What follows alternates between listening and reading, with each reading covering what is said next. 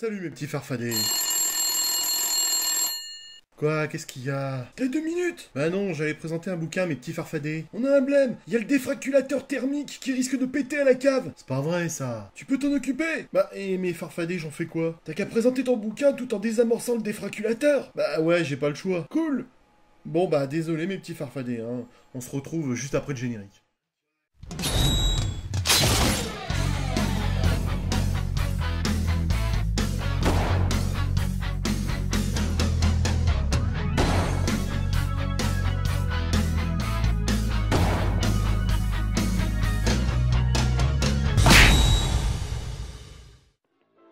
Mais au fait, c'est quoi un défraculateur? C'est une unité de confinement cybernétique, de forme quelconque mi-molle, servant d'enveloppe pour l'une des plus anciennes puissances de l'univers. Ah bon, on a ça chez nous? Ouais, on en a même 2, une à la cave et une au 10e étage. Et c'est dangereux pour nous? Pas si elles sont contenues dans leur coffret en polyéthylène expansé, mais leur pouvoir peut parfois s'échapper de leur écrin garanti waterproof et créer de la confusion mentale chez certaines personnes qui les côtoient d'un petit peu trop près. On a déjà vu des gens confondre des notions à cause d'elles. Et pourquoi on a ça chez nous? Bah parce qu'ils nous l'ont confié.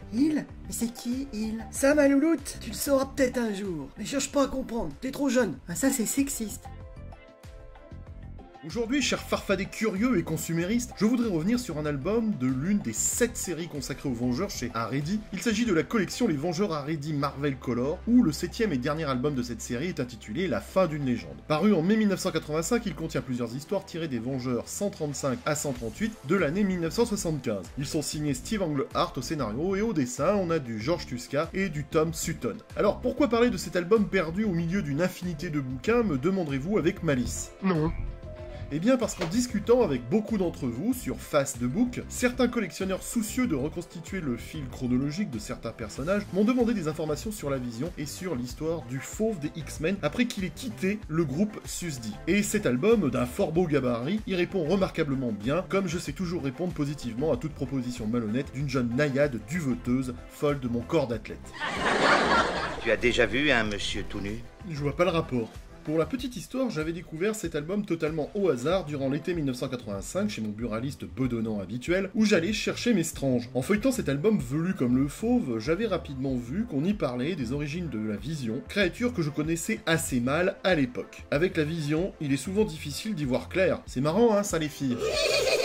La couverture était aussi racoleuse qu'un clip d'Avamax, car voir le fauve menaçant au-dessus d'un Iron Man acculé à terre, et j'ai bien dit acculé, hein, je le précise pour ceux qui auraient mal compris, bref, cette couverture avait de quoi piquer ma curiosité de jeune et faible vierge. Bah ouais, faut pas déconner, je n'avais que 12 ans. On s'en tape un peu, man. J'y ai découvert 2 premiers épisodes exceptionnels, même si les 2 derniers récits du bouquin ont quelque peu gâché mon enthousiasme de jeune freluqué, sachant qu'ils étaient bourrés de références et d'allusions que j'étais incapable de connaître à l'époque, ne collectionnant pas les Aredi, et sachant aujourd'hui que cette même maison d'édition publiait des histoires dans un désordre total. Bref, comme disait Pépin, il fallait en vouloir pour suivre ces récits pris en cours de route. Mais voyons à présent le contenu, en un seul mot, de cet album. Le premier récit est tiré de l'Avenger 135 datant de mai 1975. Ouais, Aredi nous publie un récit ayant 10 ans à l'époque. Mais bon, on n'allait pas faire la fine bouche. Il s'intitule La fin d'une légende, titre qu'a repris Aredi pour son album. Steve Englehart et George Tuska nous narrent les origines de la Vision. Ah!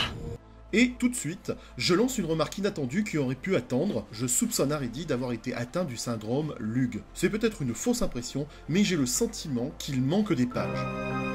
Cette supposition ne sera jamais résolue.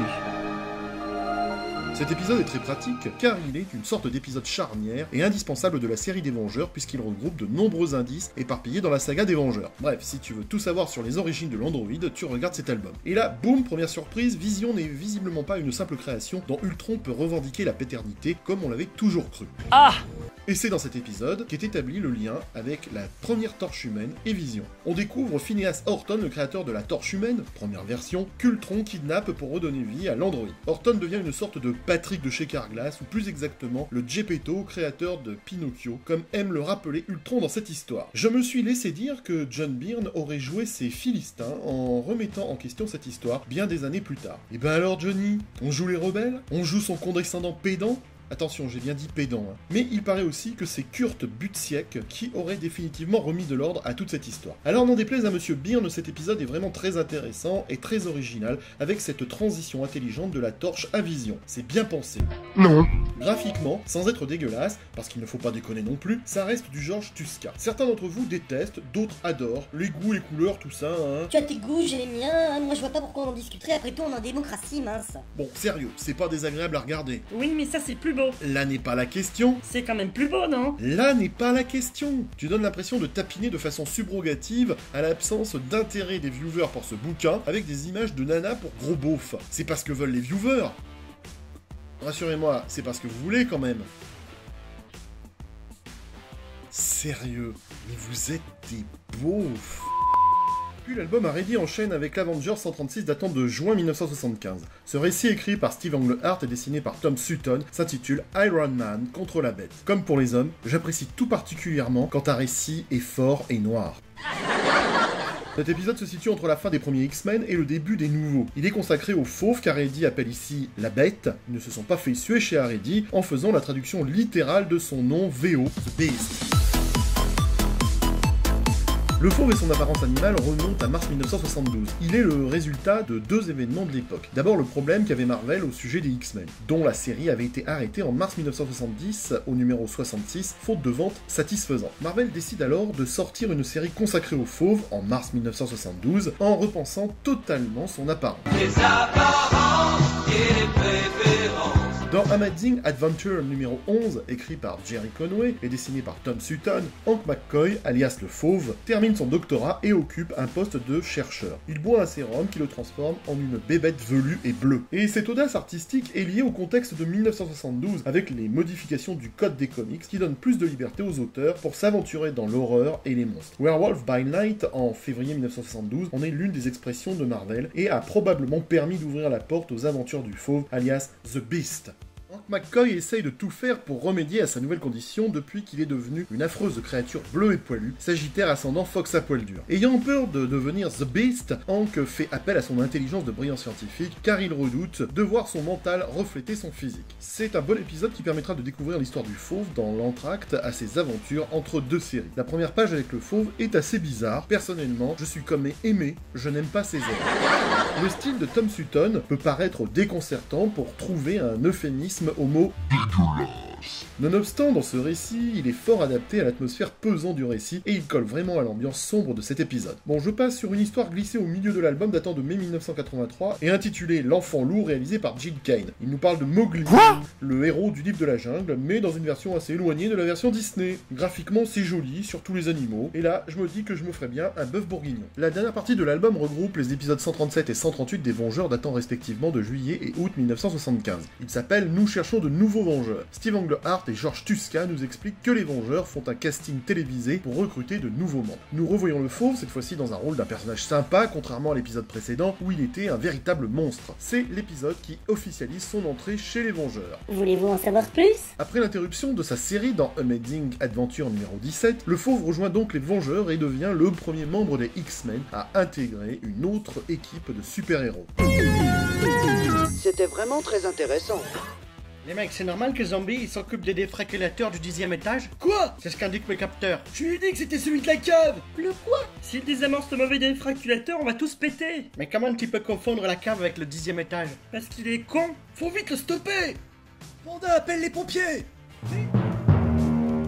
Les amateurs d'histoires typiques des années 70, avec un style bien rétro, seront servis. Graphiquement, je n'ai pas trouvé ça génial, ça n'engage que moi, mais bon, je n'ai pas accroché. Dans ce récit, George Tuska n'est pas inspiré. Là encore, je soupçonne Haredi d'avoir coupé quelques cases. La fin en particulier est très bizarre. On passe d'une case où Pourpoint Jaune est prisonnier des Vengeurs du fait de son instabilité, à une case où Vision et Vanda sont cool sur une plage sous un palmier complice. Les enchaînements sont très bizarres. Je ne sais pas ce que vous en pensez, vous.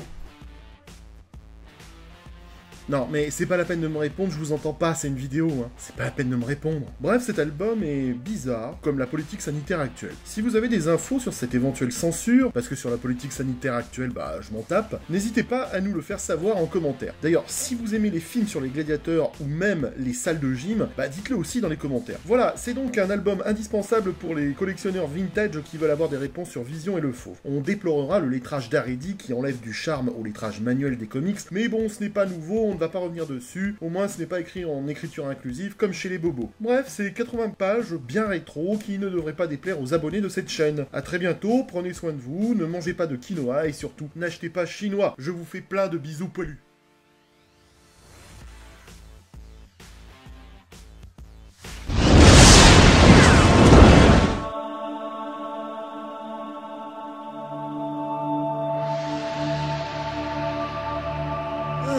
Il va beaucoup moins bien marcher le zombie maintenant.